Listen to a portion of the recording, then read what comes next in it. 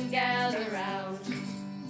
Pick out a book, there's magic to be found. Let's open it up and see what's in store. Come hear the tales from the book cart. 안녕하세요. Hello, my name is Kao Kalia Yang. My name is Kao Kalia Yang, and I'm so happy to be a reader for you today from A Map into the World. A Map into the World by Kao Kalia Yang. Illustrations by Seo Kim. The first time we saw the swing and the slide in the garden of the greenhouse with the big windows, my mother sat down in a chair in the backyard and said she did not want to get up. Thai and I looked at the garden, and she pointed out tomatoes, green beans, and a watermelon round as my mother's belly. Thai knelt down to touch the dirt. I asked my mother if I could try the swing, and she said yes, Bandao. The greenhouse became our house. I helped Thai hang the special story cloth about how the Hmong got to America on the empty wall by the big window of the living room. We saw an old man and woman through the window. They waved, we waved back. Later, my mother and father brought me across the street. The old man's name was Bob, and the old woman's name was Ruth. Up close, I could see that they were even older than Thai.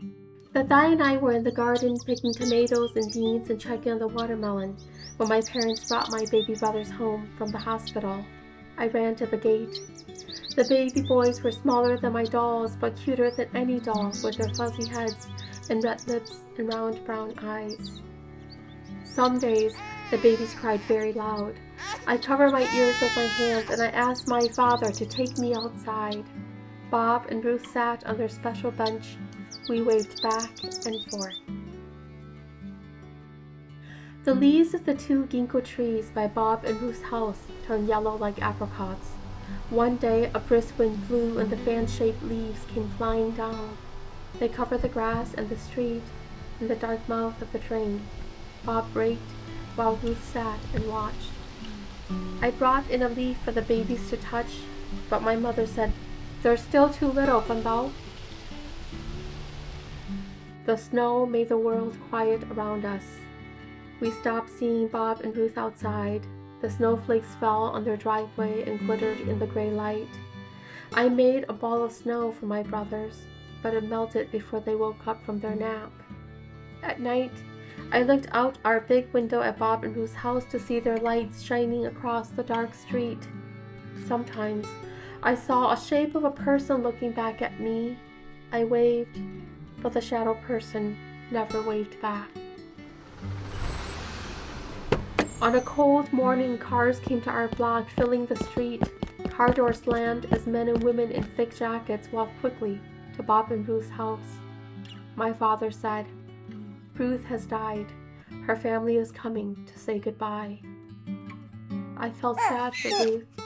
My brothers just played with the toys above them. The cars kept coming and going the next day and the next. I swayed back and forth on my toes by the big window. I tried to lift one of my brothers so that people could see how cute he was, but he cried, and my mother said, "You're still too little to carry him, Bandao." After the Hmong New Year, my baby brothers learned how to sit on their own, and we all sat looking out the window together. I clapped for them when a plane flew across the high skies. They laughed every time. The house across the street looked empty. The ginkgo trees reached for the sky with their thin fingers. When the snow started melting, I could not wait to return to the swing and the slide in the garden. My baby brothers crawled all over the floor, underneath the table and the chairs. They were like puppies, their tongues licking everything. I found the firstborn of spring on the sidewalk, and I named her Annette. I wanted to bring her inside so my brothers could watch her wiggle, but my mother said, "I don't think so, Bandao." The world became green again, and finally we all went outside. Thai planted green onions. I picked flowers from the lilac bushes for my brothers to smell. They opened their mouths and they tried to eat them. My mother said, "Don't let them eat the flowers, Bandao." We took the babies outside again the next day after lunch. Bob's garage door opened, and we all watched as he pushed out his special bench. He sat down alone. I pulled out my mother's sleeve until she looked at me. I whispered an idea in her ear. My mother and I crossed the street and walked over to Bob. I let a sidewalk chalk bucket swing in my hands. I asked my mother to ask Bob if I could draw on his driveway. I said, if he doesn't like it, the rain will come and wash it away. Bob nodded and said, go ahead. My mother and Bob talked in low voices. I could hear Bob say, Ruth, she was with me for 60 years. I started my picture with a teardrop. And then I made it splatter like sunshine. I drew lines leading away from the splattered sun in many directions. I drew a line that led to the garden. There I put a yellow ginkgo leaf. I drew a line that led to the grass. There I made the sparkling snow. I drew a line to the sidewalk. There I put a smiling worm named Annette. I drew an arrow to our house. There I added lilac flowers. And then I drew a line, the biggest line of all, toward the street. And there I drew the whole world. When I was done, I walked quietly to my mother and to Bob. They stopped talking, and Bob shook my hand. What did you draw for me? He asked.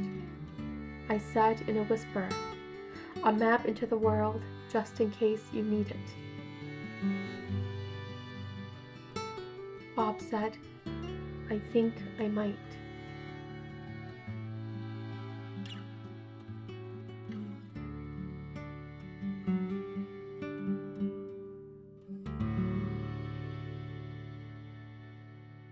And that is A Map into the World by Kao Kalia Yang, illustrations by C.O. Kim.